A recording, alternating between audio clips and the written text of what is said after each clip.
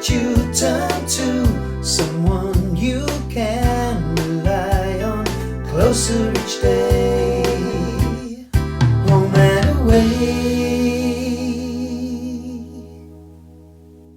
Welcome to Home and Away, a Tottenham Hotspur podcast hosted by myself, Graham Spice, and Glenn Cowie, where we discuss all things Tottenham Hotspur with both the match attending and international supporters view.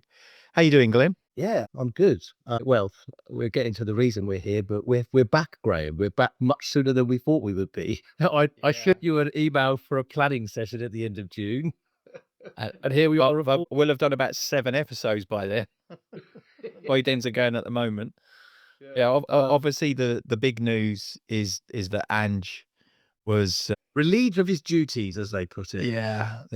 Which I suppose they can't say, because actually they pay up his contract irrespective, right? So I could imagine you might see him on the beach in Melbourne with a big pile of cans, having a nice summer shortly. Yeah.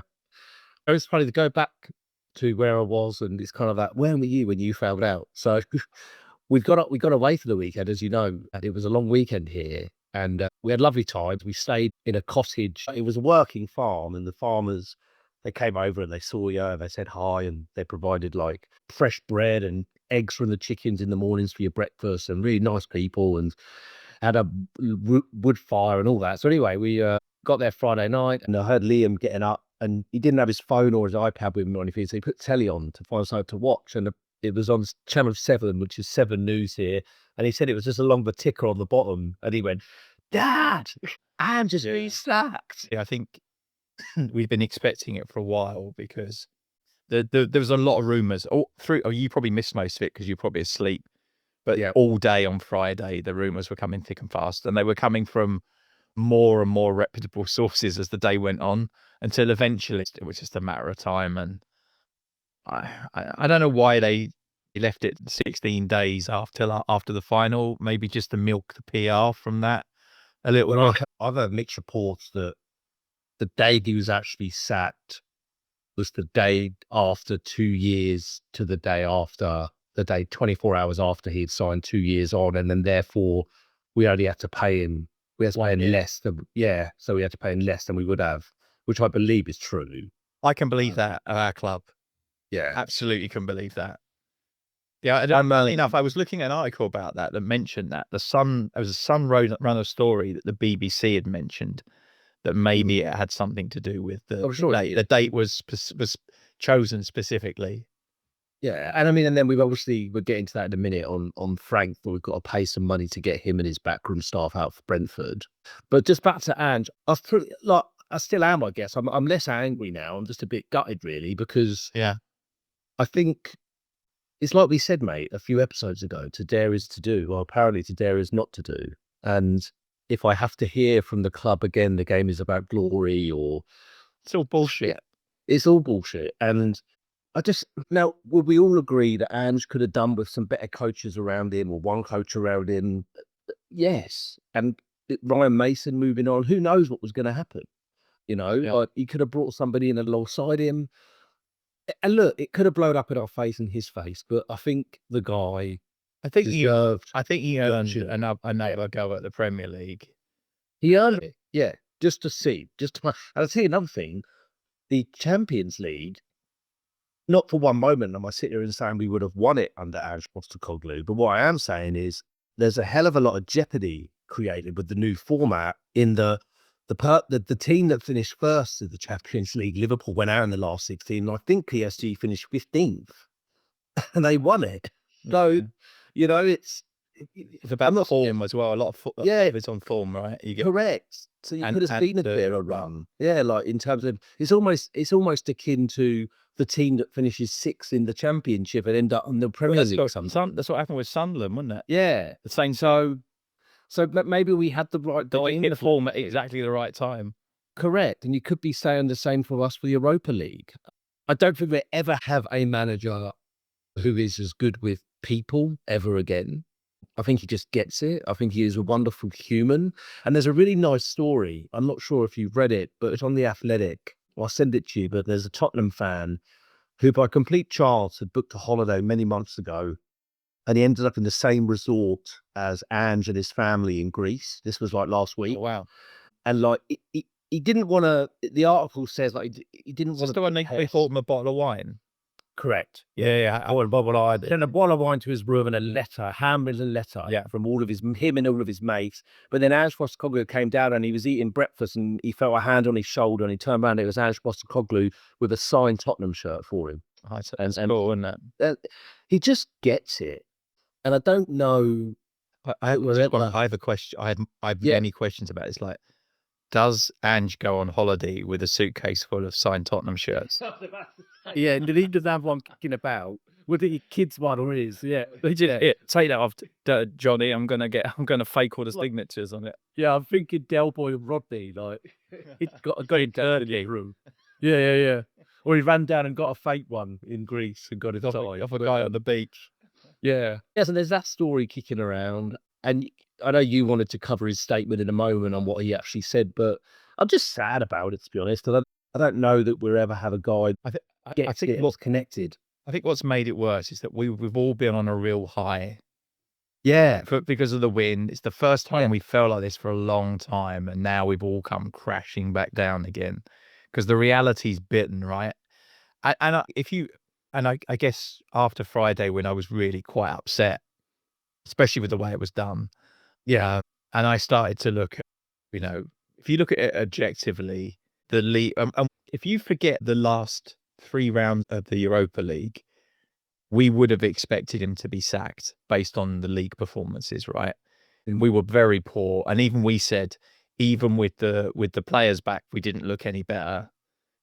And I felt that there was problems. There was big problems.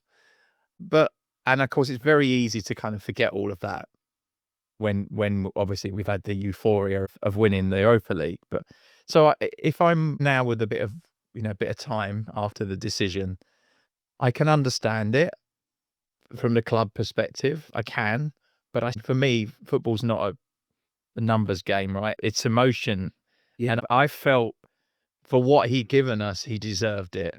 But clearly the club thinks differently. So, I mean, just going back to the 2 weeks of joy is quite funny. Stephen Price, who we've had on, and he and I have disagreed many, many times about Levy, about Ange, but he is very much in the camp of saying, look, I've had my views on Ange, but he goes, for me, he deserves until Christmas. Like, get him in that. And he said, it's quite funny, when the news broke, he said, we literally had 2 weeks of happiness as fans. Levy is such a wanker. And I can't really disagree with him, to be honest. it's like, you've won a trophy. We don't do that around here. Yeah. Oh, no, not that. Yeah. And it's like, I was talking to a mate over coffee on Friday, my Friday morning before the news broke. And you've got a manager there, Ange. I mean, he was working the 300,000 strong crowd like an orchestra, right? When he's doing his speech. Yeah. I mean, he had them and it was the first time you felt like everyone was totally aligned. Yeah. And it lasted less than 2 weeks. And I think that's where I'm really disappointed as well on the football side of things, in that we never know now on what that could have led to in terms of the start of this season, going into that season on this high, building on what we built on. He's come out after the game in Bilbao and said, I need experience. Who knows what he would have gone and got to build around this younger squad. And just the pure high that these players had and what they built to go into that season. And look, it could have blown up in our faces and it could have been shit. Well, now that but I think that's the problem now with the new manager comes in, and the dressing room's going to be a tough place to pick up, right? Because I think so. And maybe, some of them will be professional. I can't see some being anything other than professional in the end, ultimately. But there will be a few of them that maybe, like, I don't think Romero gets over this. I think he was probably close to leaving anyway, and then he probably changed his mind, and now he's probably changed his mind again. I think so. And clearly you saw at the end of that speech by Ange Postecoglou when he embraced Romero, just what the connection they had. And people do say that, they're footballers, they're paid to. I think if anything, Ange has almost flipped that all on its head and made them human beings again. So now you've got to deal with him now going. I mean, I'll go all the way back to his press conference about Richarlison many months ago about mental health and how he just seems to get it. He gets life. Like, And you can understand, I mean, I've read all of the messages from all the players. Some of them have been quite personal as well. Like, it's clearly he's struggled this season, and Ange has always had his back. So, because he gets a lot of grief, doesn't he? Like, we've been guilty of it, the Sumer as well. Like, but maybe you don't know what's going on in people's lives, do you ever? Maybe that's what we learn this season, is that just because you think he's playing like a clown, maybe we should keep our opinions to ourselves. Well, this is very true, mate. This is very true. They're not robots, and like you said, you just don't know what's going on in their lives. But before we move on from Ange, and maybe we've got more to say, but you had his. I think it's important. You had his statement, because you felt that his statement was more in line with fans and just general life than 100%. any other member of the board at the club. It literally could have been written by someone on the streets in Bilbao who'd been to watch the game. It's great. So I'll read it if that's okay. So, and his statement. So, when I reflect on my time as manager of Tottenham Hotspur, my overriding emotion is one of pride. The opportunity to lead one of England's historic football clubs and bring back the glory it deserves will live with me for a lifetime. Sharing the experience with all those who truly love this club and seeing the impact it had on them is something I will never forget. That night in Bilbao was the culmination of 2 years of hard work, dedication, and unwavering belief in a dream. There were many challenges to overcome and plenty of noise that comes with trying to accomplish what many said was not possible. We have also laid foundations that mean this club should not have to wait 17 more years for their next success. I have enormous faith in this group of players and know there is much potential and growth in them. I sincerely want to thank those who are the lifeblood of the club, the supporters. I know there were some difficult times, but I always felt that they wanted me to succeed and that they gave me all the motivation I needed to push on. It's important to acknowledge the hardworking people at Spurs who gave me encouragement on a daily basis. And finally, I want to thank those who were with me every day for the last 2 years, a fantastic group of young men who are now legends of this football club, and the brilliant coaches who never once doubted we could do something special. We are forever connected. I'll dare. So I absolutely top man. Yeah. Top human being. Yeah, 100%. Yeah, gets it.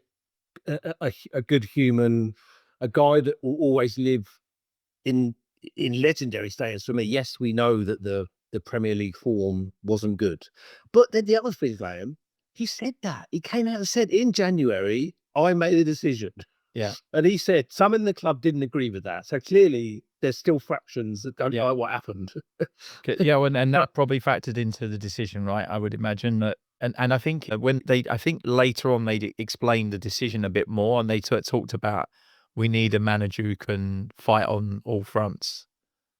But the problem isn't, I don't think the manager is the problem. The squad couldn't fight on all fronts. Correct. And so that's the bit. They need to, whoever the manager is, they need to make sure they have the sufficient players to be able to do that. And we can see what happens when you're in all the competitions and you start getting injuries. This is what happens. No, indeed.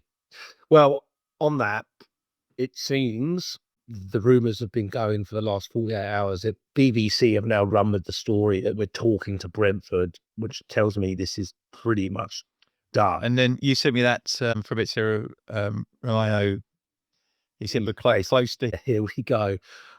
Well, Thomas Frank, I have done a fair bit of reading, and I was actually, as sad as I am, I was up last night watching some YouTube videos of him. And there's a great one actually with him and Carragher on Monday Night Football, when it talks about why do you have such good success against like the big six and why do you win these games. And he kind of covered off on his tactics. It was really quite interesting. And it couldn't be more different to Ange, could he? In that he's quite similar to Unai Emery in that he will adapt for the opposition.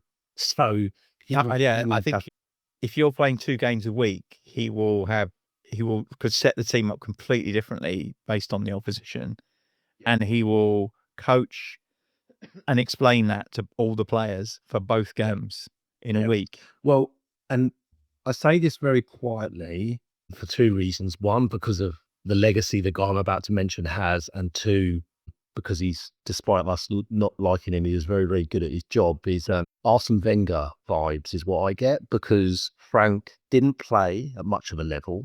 He played amateur football for a couple of years, and then he just focused on coaching. So he's basically been a student of the game since his, I think, 20s, like mid to late 20s, and he just focused on coaching.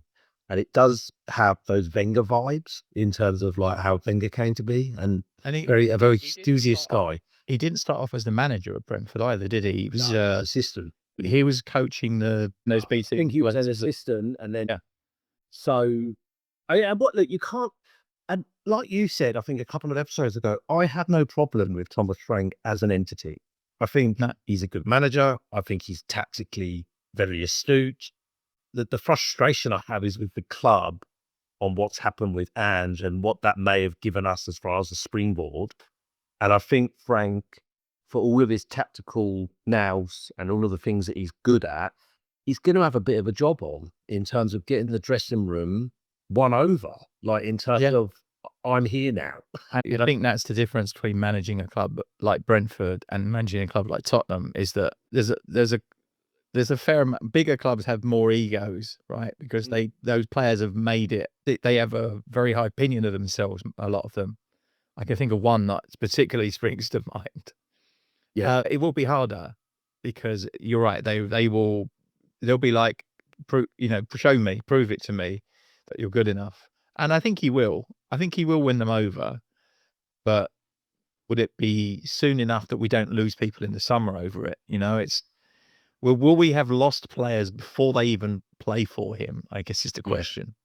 Well, and just going back to his style and his flexibility, he can go like 4-3-3, 3-5-2, 3-4-1-2, depending. But one thing that we are, and you picked up on this in the final, we did deploy a 5 at the back with 3. Yeah, he dropped Danso in. Yeah. Yeah. So we've obviously got the personnel that can do that. Whether Romero stays or not, because I think we've got quite a few centre halves that can be called upon in that system. And I bet there are also some of the players that I think have maybe disappointed or have not pushed on. But I think he's got a good track record of bringing more out of. I mean, you look at the Brentford team, right? That's a bunch of some of them players were in the Championship. There's some real journeymen there, right? He's spent peanuts, like nothing, on players in comparison. Well, and I think the average salary there is like 50k or something. So, well, I have to say that the wages at Brentford, there's only one team from last season below them, and that's Ipswich, in terms of wages paid. So that's quite incredible. And he's had 4 mid-table finishes in the Premier League on a shoestring budget. Yeah. And in that time, even when he's uncovered a few diamonds, he's had to sell them, right? He's sold Watkins. Well, Watkins went after they didn't get promoted, didn't he? I think so. And then obviously Tony went at one of. And he came from Peterborough. Yeah. There's also unknowns that were unknowns before that. Really, Visser. I mean, yeah, they've all come through. But also, one thing my mate pointed out to me last night was, he said one thing worth noting is that Brentford apparently came very close to signing Johnson and Archie Gray before we got there. Yeah, so there's a lot of players that they were interested in as well, but I just think they couldn't compete financially with us once we showed interest.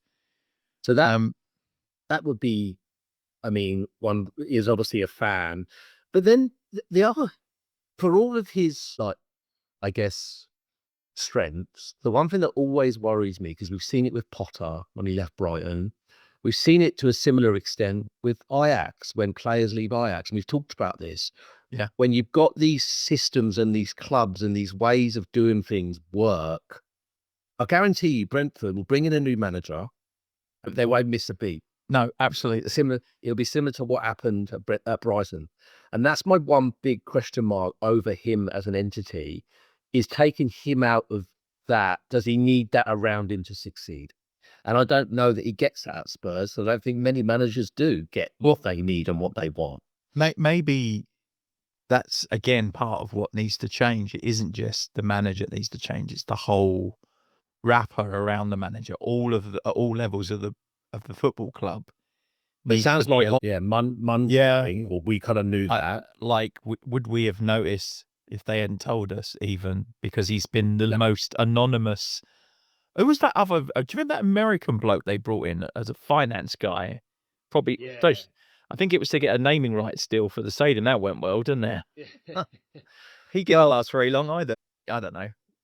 we start off with good intentions bringing these people in, but Well, and you mentioned people around him. I think he worked at Bromby with Johan Langer. Yeah. So what is Johan Lang? Is he head of, what is he? He's not director of football, is he? Is he head of recruitment or what?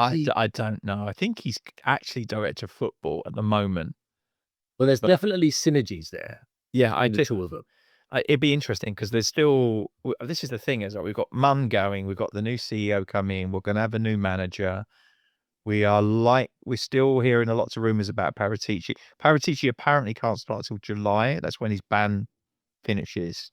Right. So if that does happen as well, then I would imagine that Lang's gone if that's the case, because I think Paratici's already been talking about bringing in his own man as Dutch chief scout. So then we've got a clean sweep. Apart, the only one still sat on his throne is Mr. Levy. Which, look, it's all. And then there's all again. rumors. You would see the other room again. The rumors are in full effect. It's silly season, isn't it? That Amanda Staveley is working with a consortium from Malaysia. Petronas. So the Petronas, whoever it is who owns Petronas Group, it's probably some oil billionaires then, aren't they? Yeah. So, which would be interesting because it's not sports washing, I guess. At least I guess not. I don't know what mind you, there's been Malaysian owners in the UK before where we've had problems. The big one is Tony Fernandez. Is it Cardiff as well? I think Cardiff there was it, and Tony Fernandez was also involved in QPR. Don't you mind? He's American, really, isn't he? Yeah. American money. It'll be interesting to see what happens. But the one thing I've said all along, though, and I've read quite a lot on this, and I've watched some bits about kind of the boardroom shake-up. Enick remaining in some kind of power doesn't have to equal Daniel Levy. He can be paid out to fuck off. Well, he owns a quarter of the club, right? He does, but the win would be. He doesn't have a controlling interest, I think, is the important bit. Correct. So, but you're right. If the minority investment was to happen and it happened to be his shares that were sold, to give them that might suit all parties. Yeah, exactly right. So you get rid of him. You still have Enick with some kind of control. Because everything I'm reading and hearing, that this Charrington guy that's come in as a non-executive director was almost put there as a fly on the wall by Joe Lewis's daughter. Yeah. To oversee what's going on. And Levy apparently has been a problem. So, but then the board said it was a unanimous decision. So maybe it wasn't just Levy, in terms of, like, you mean with Ange going? Oh, yeah. No, I think, as I said, if you look at this objectively and if you look at it from a board perspective rather than, I think I said it before, right? I'd love to know how much money we missed out on. If you took a 5th place finish in the Premier League compared to a 17th place finish, we could probably work it out. But I don't know how much each place is worth in terms of prize money in the Premier League, like TV, because it is a lot, right? It's probably like, even if it was 500,000 per position, and it's probably more than that. That's a lot, right? So we're talking about 12. But then the inheritance of that isn't that not offset by the 120 million we got from Champions League qualification? No, I agreed. But I'm thinking in terms of last year's revenue. Yeah. So like with the prize money for the Europa League is not the big one. It's the Champions League is the thing, right? So I don't know. Well, but here's the thing, going back to Frank and all of what's going on and what he's walking into, he has to have a good start. He has to start one. Because there's a fan base. The first 10 games at Brentford, 10 games without a win. Yeah, I know. There was a YouTube short doing the rounds of his former assistant, a Danish bloke, who won't surprise you. And he was saying that in a positive, though, in the first 10 games he lost, or without a win. I don't know if he lost them all, but he said if there's one manager that won't break, it's Thomas Frank. So the character building that he's gone through, I just hope he doesn't have another session of that at Tottenham. Yeah, but he seems more adaptable. I think so. But I guess the other thing then is that you need to indoctrinate the players as well, right? Because they just become disciples of Ange, and now he's going to have to probably beat a lot of those things out of them again. Do you think there's a world where Ivan Toney is signed after he's gone to make all of his millions for a year in Saudi? Do you think? Or do you think he's gone out and put it this way? I wouldn't want to have money on it. Yeah. Sorry. Bad joke. Yeah. I don't know if I'd want him anyway. Yeah. We've got Solanke, of course. There are other options in the market that will probably not be any more expensive. It's a weird summer because usually when there's good strikers on the market, once the big teams are finished, there's nothing left. Yep. Or it's not like that this summer. There's about you've got Gyökeres, you've got Osimhen, where Liam Delap's gone already. So there's a few kicking about that. So like, I don't know whether we'd have a chance of one of them, and I think actually the issue for us is never, even if they were available for 60 million, we'll never get them because we won't pay the salary, right? They will want 300 grand a week, which we won't pay. Yeah. Never mind. And that, yeah, BBC Sport ran a story on like the strikes that are available, and there is a lot. Or, you talk about salaries. If there is a shake up and there's new investment, maybe we do start to behave a little differently in the market. Yeah, exactly. But then I also heard something else, which is that the investment in the club will go through after the transfer window's closed. Well, I mean, that's Not at all. It's the most Tottenham thing, isn't it? yeah. It's also right. I still to this day am convinced that Daniel Levy only signs players late in the season, so he doesn't have to pay them while they're on holiday in the summer.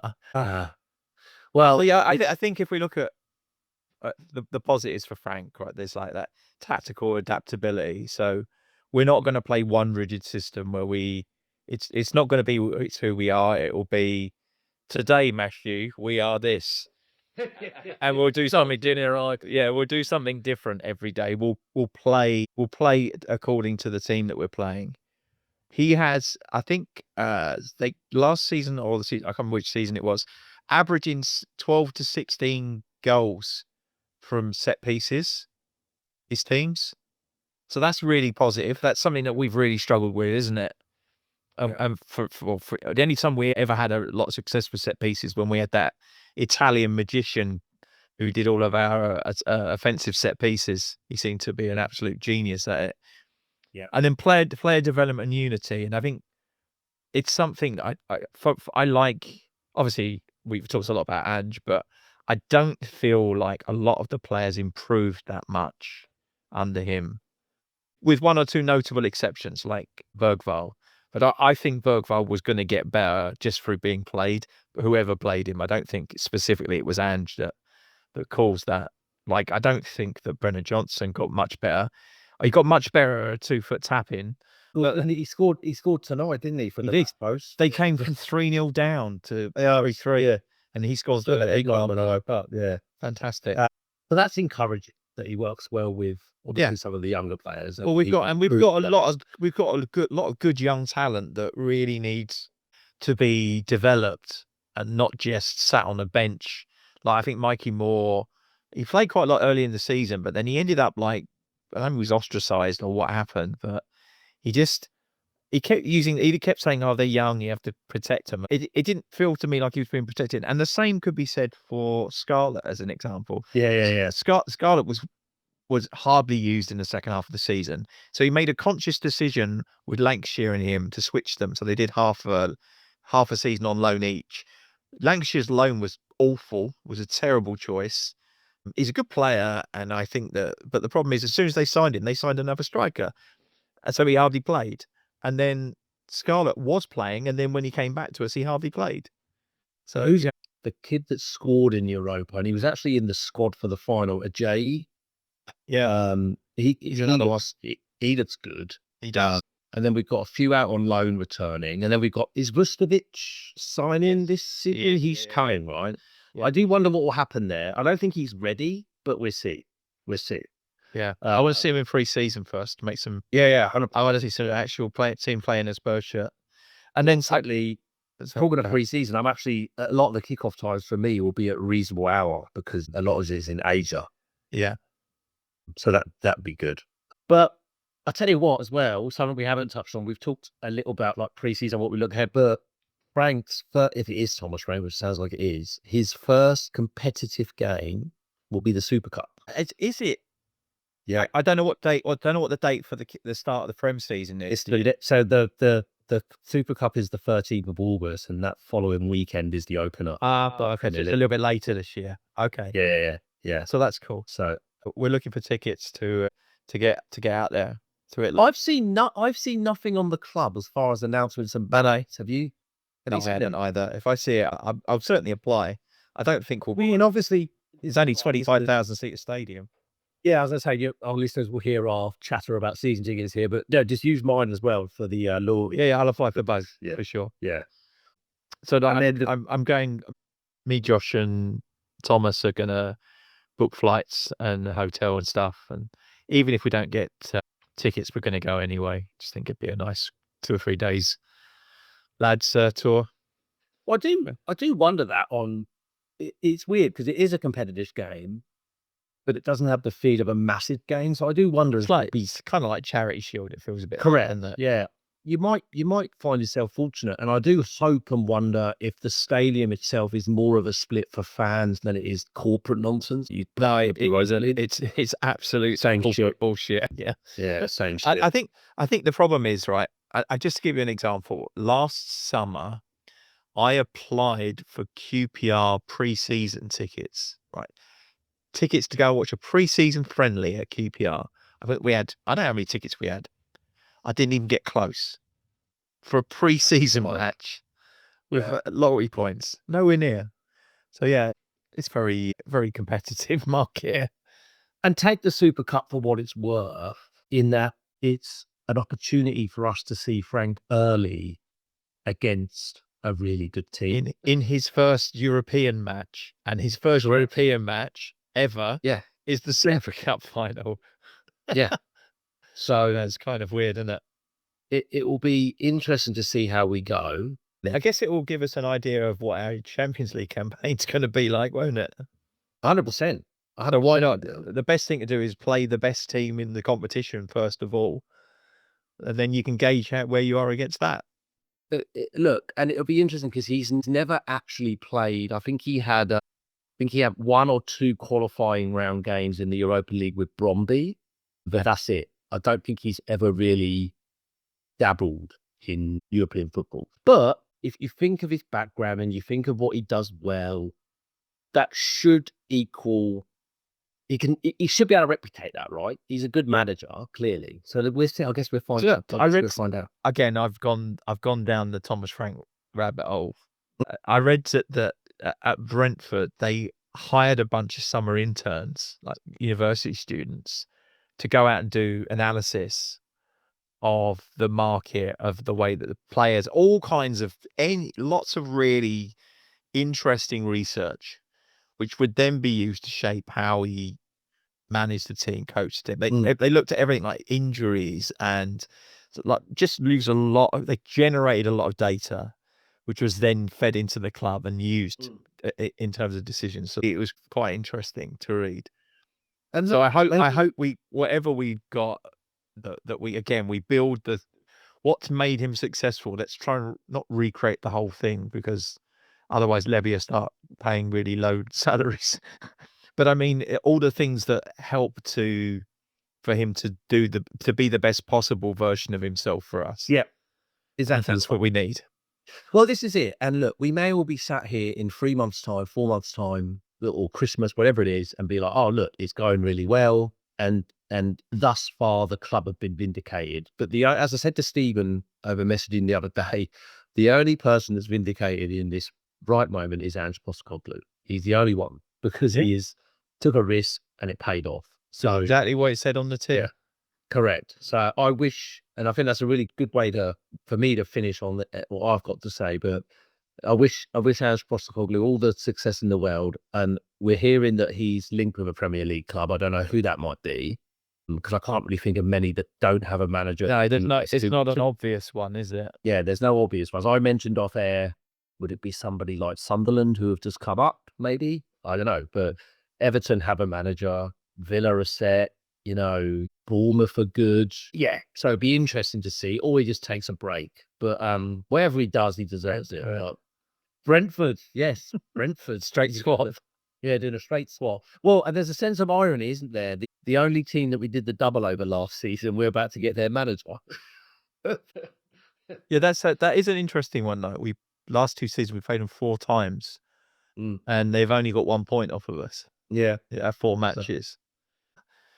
Yeah, but then they have got a great record against other teams, right? So Brentford days.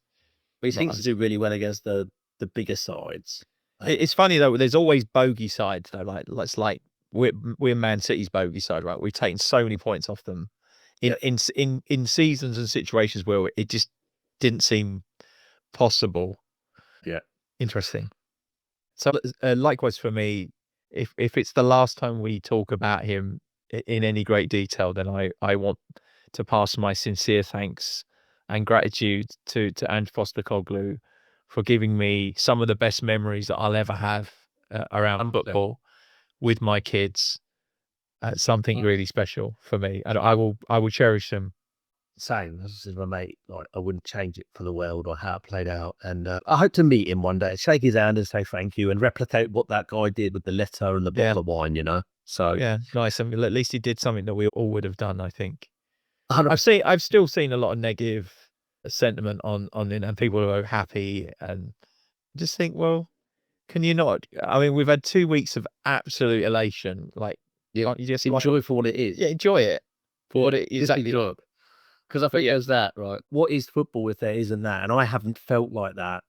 Well, 17 years ago when we won the League Cup, I didn't feel like it then. It was nice, but not that. Like Europa League, it was huge. Yeah, that's a proper cup. That is a proper cup. Mickey Mouse, Tim Pot surf. Good stuff. Well, I'm not sure when we'll be back. As our listeners have heard, we have a planning session planned. I think we're gonna cover some pre-season stuff. But I think it'll be interesting. I'm interested to see what comes out. I think that this week is going to be an interesting week for news. So we'll probably get the manager announcement, and then the interviews with him.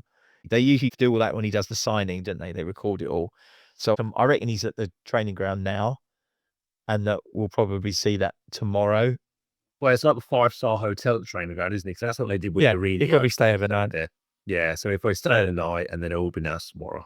And the only other thing is, but there's some. I didn't know if any of the international teams might be staying there, because England are playing this week, aren't they? Oh, that's a good point. Yeah, because they do often do that. Don't they? Where's Senegal? No, it's in Nottingham though, isn't it? Oh, by the way, this is completely waste time for our listeners. But is Thomas going to the England game? It's up in Nottingham. Is it? I didn't even know. Yeah. I don't know. I'll have a word with him tomorrow night. Okay. Is it? Yeah. Well, you're. I think it's. Hold on. Tuesday. It's Tuesday night. You're Tuesday night. You're Wednesday morning. My Wednesday morning. Yeah. So, I expect to be able to get a ticket if he hasn't. I don't think it'll be a sellout. No, I doubt it. Yeah. Well, good stuff. All right.